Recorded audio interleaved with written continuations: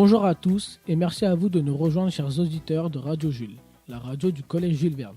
C'est aujourd'hui la première émission 2017-2018 de Radio du collège conçue et animée par les élèves de 3e 7.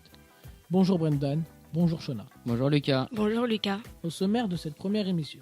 Rubrique professionnelle avec les stages de 3e 7. Vie collégienne avec la cuisine de la SECPA et l'exposition de 14-18 au CDI. Rubrique culturelle avec un tour au Mexique pour la fête des morts et la sortie au musée de Meaux. Rubrique scientifique à la découverte d'une étoile. Rubrique sportive avec le cross du collège. Et enfin la rubrique professionnelle avec le projet EPA. Bonne émission à tous.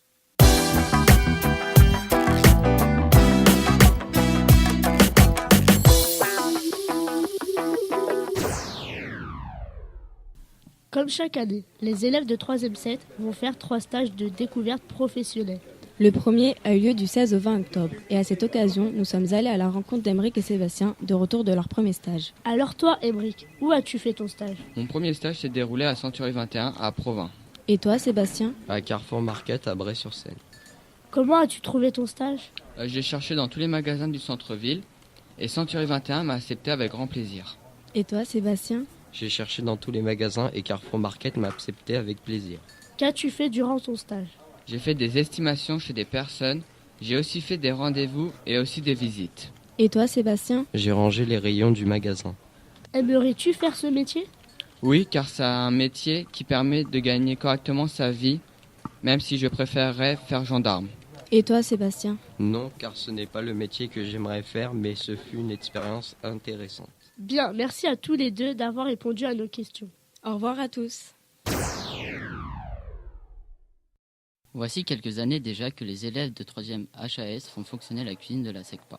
Tous les 15 jours, un menu est servi au restaurant. Vous pouvez aussi choisir des plats ou accompagnements à emporter.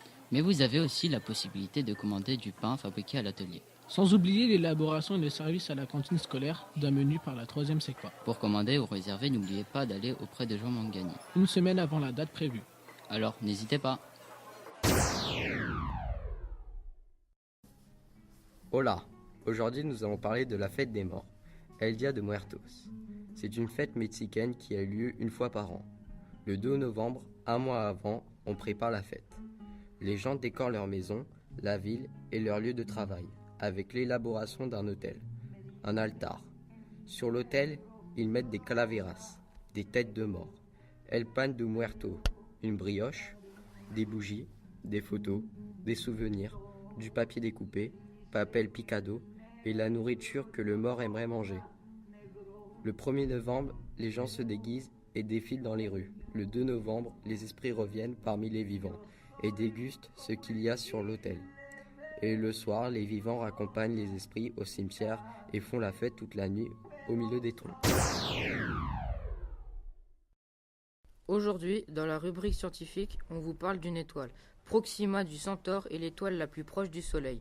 Il y a peu de temps, des astronomes ont trouvé plusieurs planètes autour de cette étoile.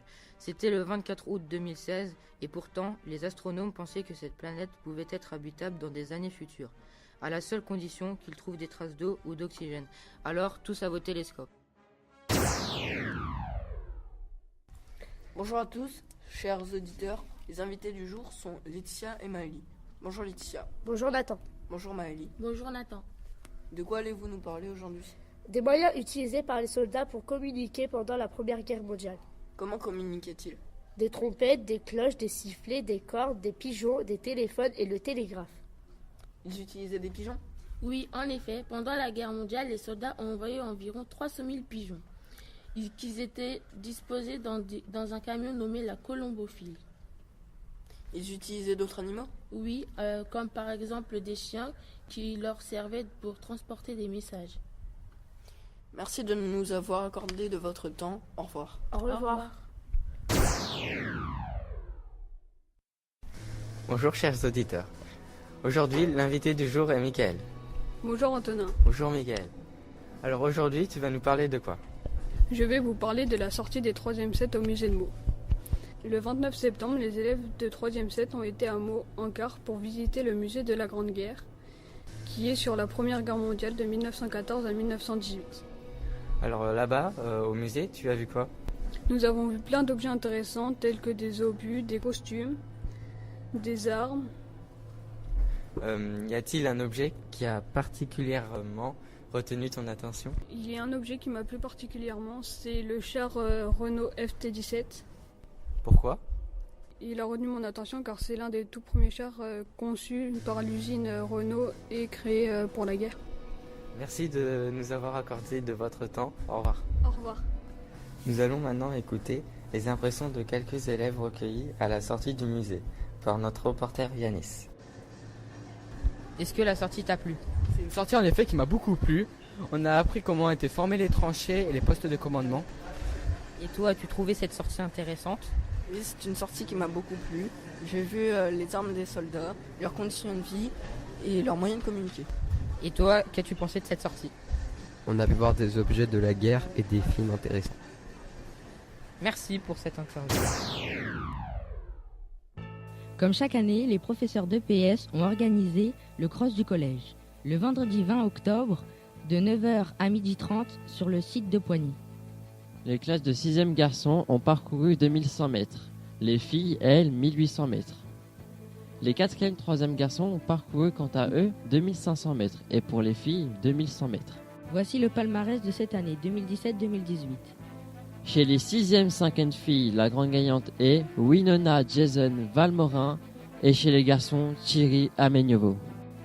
Et pour les 4e, 3e filles, la gagnante est Kouassi Serena et chez les garçons, le grand vainqueur est Wyatt Jason Valmorin. Bravo à tous. Aujourd'hui, dans la rubrique artistique, nous allons vous présenter un projet qui regroupe l'ensemble des 3e. Ce projet consiste à faire une exposition sur des personnages, des lieux et des événements de la guerre de 14-18. Il y aura des lettres de poilus, des partitions et des bandes son créées par les élèves, mais aussi des maquettes, des sculptures et des dessins. Tout cela aura lieu au CDI pendant les heures d'ouverture, alors venez vite découvrir cette exposition.